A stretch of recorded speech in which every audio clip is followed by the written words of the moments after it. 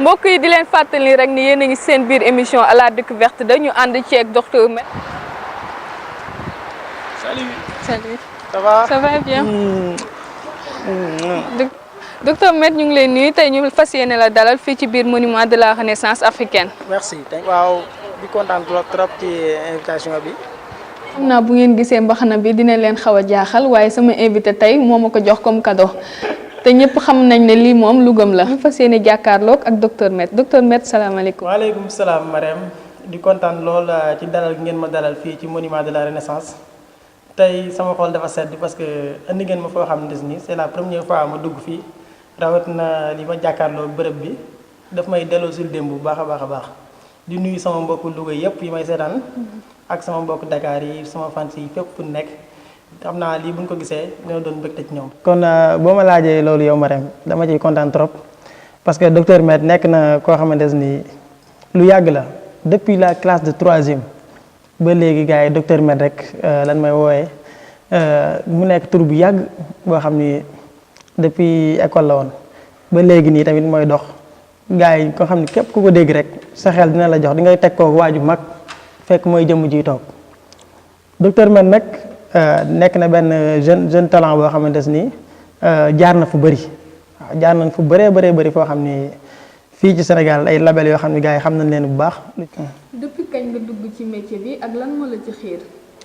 waaw en fait musique dafa nekk loo xamante ni jaaruwaay la moyen de communication la mais aussi nekk na mbir moo xam ni nit ci la mën a waxee ñi dégg ko ci la mën a wane dëgg-dëgg la moo nekk ci moom ndax dafa am loo xamante ni su fekkee nit ki dafa toog di ko dund yow miy véhiculer message bi da nga wax ba waxaaleel koo xam ne sax mënul woon a wax pour ne ñeen ñi dégg ko loolu moo ñu dugaloon ci musique terewul tamit léeg-léeg dañuy jàlle ay messages yoo xamante ni li nit ñi du dund la ak lenn loo xam ni information la yoo xam ne dañ ko war a mën a joxe ngir gindi askan wi ak waxal ñi amul baat loolu moo ñu ci dugal ak bëgg tamit ndax bu lu bëgg amul soriwaay du ci am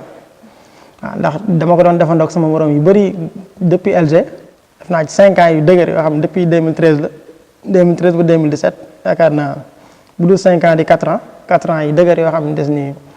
am na fu mu ñu jëlee am na fu mu ñu yóbbu am na benn cër tamit bu mu ñu jox boo xam ne des ni ñu bëri def nañ ci am na ñu def ci hip hop bi ay 15 ans te fi ma jotoon dégguñu leen fa milieu yi ñu ma doon gisuñu leen fa àdduna difficulté mënut a ñàkk waaw ndax dañ ni man jaala naa la àdduna ku wëndeelu am dara waaw ñu ni man jasara ay sara ku am fit da nga am loo téye da nga am loo denc ñu ni man xaaba ku ragal nag da nga perte am benn shaar bu ni aqliq bihi shabran an jaxja biha jatihi wa mun minal xarat ilal abwaabi an yalija nit ki nga xamante ni dafa dëkk ci di fëgg bunt yi rek dana mos a ubbi ko mu dugg wa mun minal xarat ilal abwaabi an yalija buñ toppee wet googu daanaka duñ ko jeexal sax mais liñ ci mën a tënk mooy nit li nit ku ne maanaam li sa yéene rek yéene bi nga am rek moom la suñu borom di mottali. nga nekk ci milieu bi. yan jaar-jaar nga jot a am ak jot nga génne ay single wala album ak ñi ni mel. waaw en fait bi ma ko commencé dama defoon benn single bi maa ngi ko tuddee woon Massa laa ko tuddee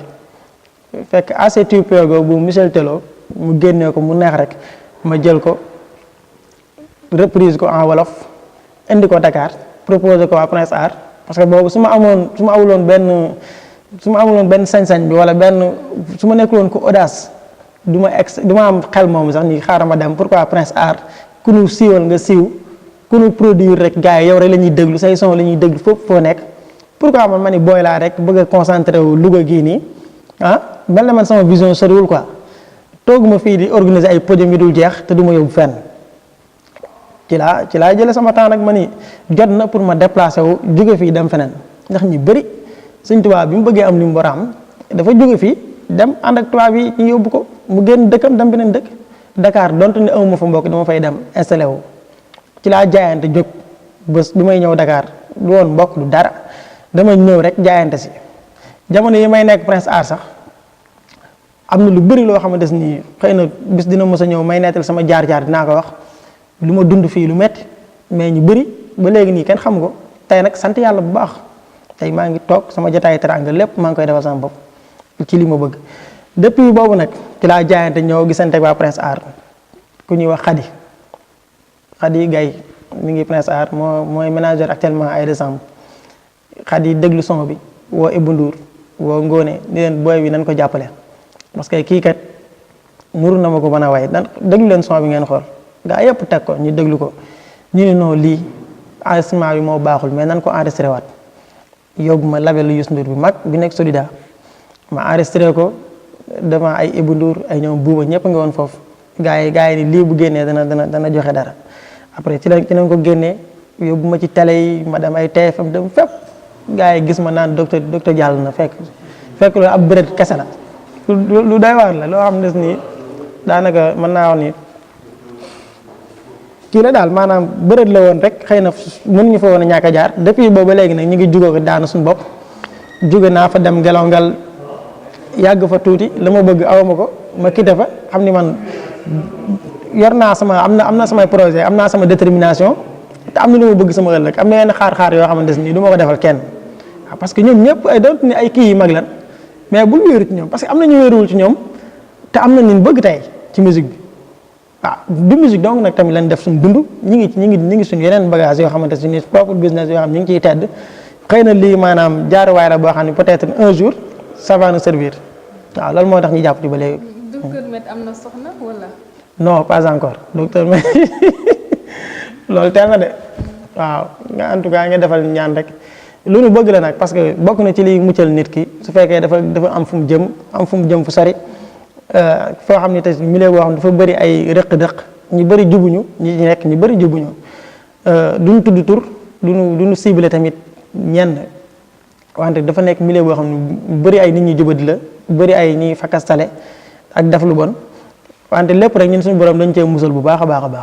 fi ne ni ñu ciy yëngoo ni ñuy melakaanoo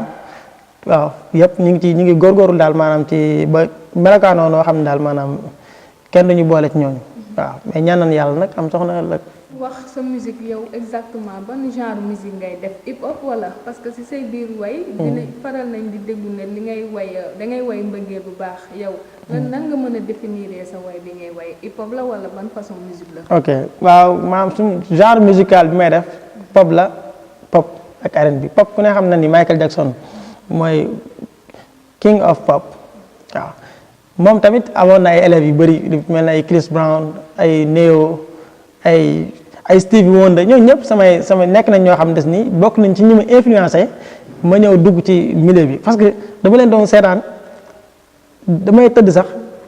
di inspiré wu loo xamante ni bu ma ko woowee nit ñi dañ naa ma lii foo ko dégg wala foo ko kiwee manoon seen i woy trop ay album Neo dama ko daan këeroo ba mu jeex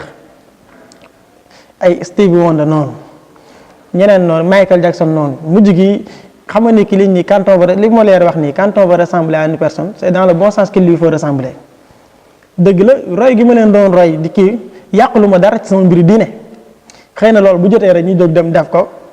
mujj gi fans yi topp ñu ci école yi à travers école yi képp ku am li ñuy wax ouverture des classes mu invité ma su ma ñëwul daanaka gars yi bëri duñ seetaan yi Louga nag noonu la fa demoon mujj gi ci laa ñëw Dakar xam nga rek gën a jox affaire ful la parce que gestu naa sama ginnaaw gis mbooloo mu bëree nekk sama ginnaaw di ma encouragé tout le temps may dégg ay yoo xamante ni lu lay encouragé la loo xam dootul jar ngay bàyyi faaw nga foncé pour mën a parce que ñi ciy am dara wala ñi ciy egg fenn fi ay nit kese lan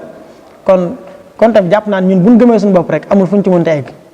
ndax keroog bi ma nit ñi di commencé xam boobu 21 ans la am c'était en 2013 vous voyez am ñu ma ci njëkk def ci ay 15 ans mos ñëw génn sax Louga ñëw fekk benn plateau bi gën a ndaw fii nii def naa ay jaar-jaar nag yu bëri ndax ñëw participer naa ci ay lu mel na ay concours yu bëri ay Nescafé ay vacances à domicile ay bari na ay Big Star bi doon am Africa 7 bari na ay kii ma participer yoo xam ne gars yi dañ ma cay gis faama sax ci li ma doon def ba jàpp ma dëgg waaw Sodav gisuma ci sama bopp parce que bari na loo xamante ni man protégé woon yóbbu woon naa ko foofu protégé ko comme Michel Tello bi ma defoon single mu tudd Massa bi ma bindee texte bi ma indi ko dañ ni ma fond musical bi ci boppam yow nekkul sa fond musical jàmbur la et que ñoom sax ñi ngi réclamer ni déjà da ngeen a jël seen fond musical kon yow lii mënoo buñ ko monétiser woon yow doo ci mën a fayee ko donte ni ñu ngi koy teg fii nii. coow li fa am moom maanaam ni ma ko jàngate mooy bari na ñoo loo xamante ni ñoom ñu fay liggéey ci boppam xamaluñ ko artistes yi am na ci artistes yoo xam tamit maanaam yeewuñu yow goo xamante ni xam nañ seen droit dëgg biir SODAV googu noonu ndax li ko waral mooy da ngay gis benn jeune talent bu mel ni man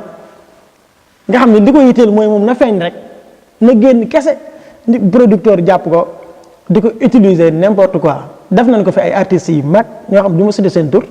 gars yi xam nañ leen baax ñoo xam ne dañ leen di defal leen production le fait que wutal leen ay plateau rek ça leur suffit bu prestation jotee ngi wala nga ñëw dem jeex na mais li ruusee ci SODAV nekk BSDA